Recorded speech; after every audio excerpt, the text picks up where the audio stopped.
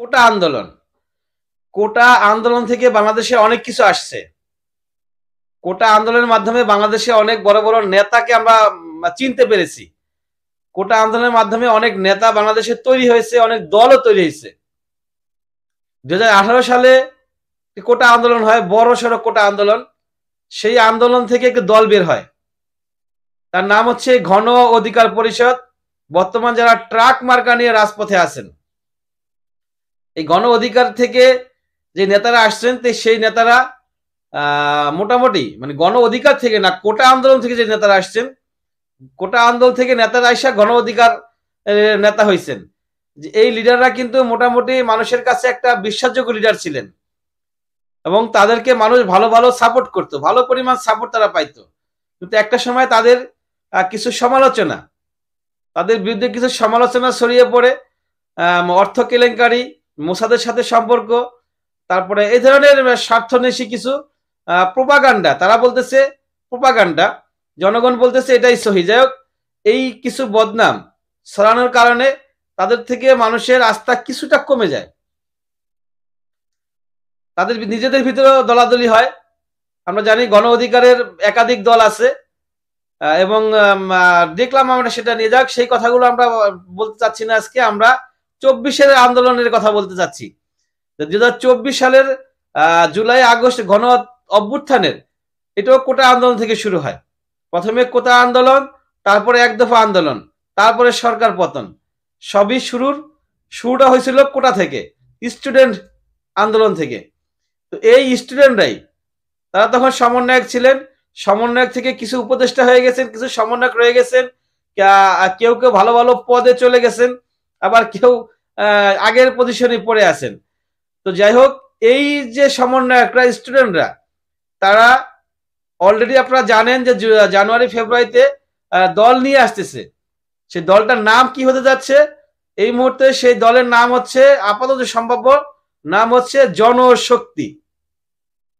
জনশক্তি দল নিয়ে, নাম নিয়ে তারা এখন নতুন দল গঠন করতেছেন। এখানে আমার কিছু কোশ্চেন আছে, মানে জানার ইচ্ছা। অবশ্যই আমি একজন স্বাধীন নাগরিক হিসেবে আমার জানার ইচ্ছা থাকতেই পারে। জানার ইচ্ছেটা হলো, যদি নির্বাচন 2025 ডিসেম্বর বা 26 জানুয়ারিতে হয়, যদি এটা কনফার্ম না, কারণ ডক্টর মোহাম্মদ ইউনূস কিন্তু কনফার্মেশন করেন নাই, কনফার্ম দেন নাই। উনি বলেছেন যে ডিসেম্বর অথবা জানুয়ারিতে নির্বাচন হতে পারে, হতে পারে, এখানে একটু ঝুলায় রাখছেন কিন্তু হতে পারে। এই হতে পারে এটা 2-4-5 বছরও পিছিয়ে যেতে পারে, আবার তার আগেও হয়ে যেতে পারে, বলা যায় না। কারণ তিনি কনফার্ম করেন নাই যে এই ডেটেই বা এই মাসেই হবে, সেটা কিন্তু উনি কনফার্ম করেন নাই।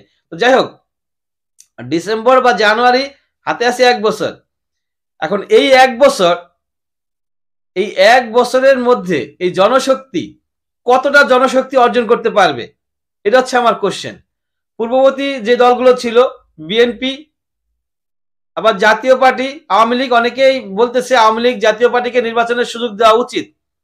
এটা সরকার পক্ষ থেকেও কিছু কিছু লোকের মুখ থেকে আমরা এরকমটা শুনতে পাই, ইঙ্গিত, সরাসরি না, কিছুটা ইঙ্গিত আমরা শুনতে পাই।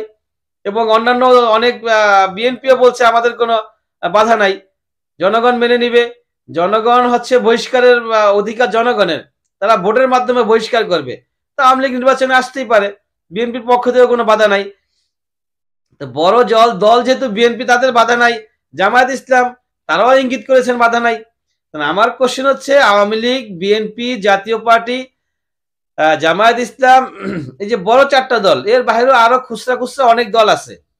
এই দলগুলা বছরের পর বছর পরিশ্রম করে, বছরের পর বছর কষ্ট মুজাহিদা করে, জেল খেটে, নিজেদের রক্ত দিয়ে উৎসর্গ করে নিজেকে, যেই সংগঠন তৈরি করলো, যে ম্যান পাওয়ার তৈরি করলো, যে জনশক্তি তৈরি করলো, এই 1 বছরের মধ্যে, যদি 1 বছর হয়, এই 1 বছরের ভিতরে জনশক্তি যে টিমটা, তারা কতটা জনশক্তি অর্জন করতে পারবে? তারা কি পারবে বিএনপির সাথে টক্কর দিতে? এখন আমরা জানি সবচেয়ে ভালো পজিশনে আছে বিএনপি, বিএনপি আছে সবচেয়ে ভালো পজিশনে, তারপর জামায়াত ইসলাম। তো এখন তারা কি পারবে বিএনপি বা জামায়াত ইসলামের সাথে টক্কর দেওয়ার জন্য?